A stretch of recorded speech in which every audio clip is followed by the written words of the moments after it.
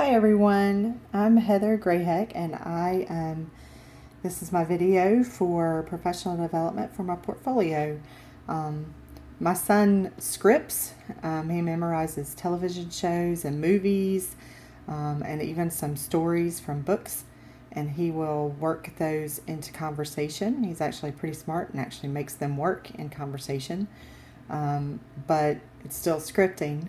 So we are trying to work with him to help him develop some conversation skills and how to initiate conversations and start conversations. So after going through the evidence-based practices, I thought about ways and places that might work.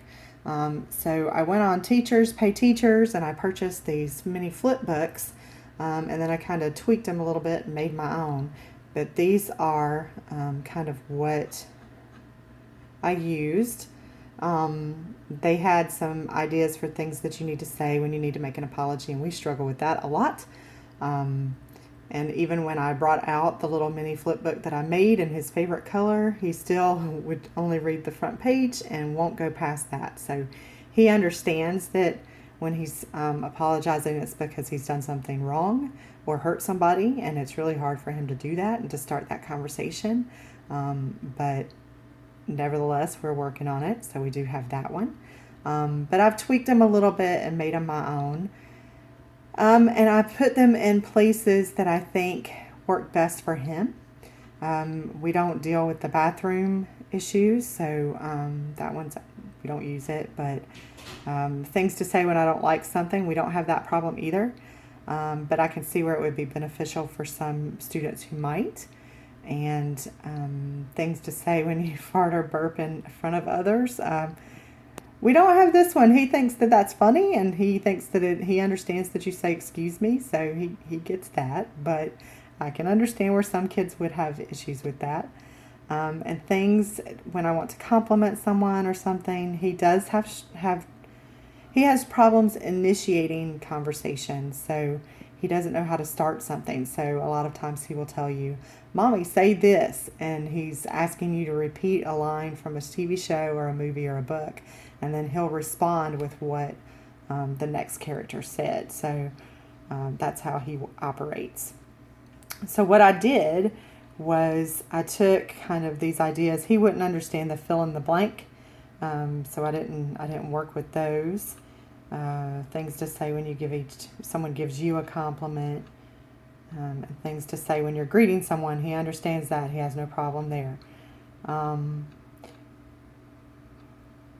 He understands saying goodbye.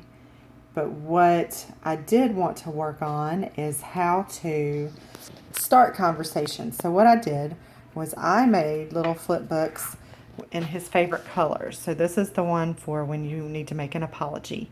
And this one, I keep that in his calm down corner that we've created, where he can reflect, and that's in part of my paper, and kind of decide when he's ready to come back into the situation where we had an issue or a meltdown. But this one, I made him in orange because that's his favorite color.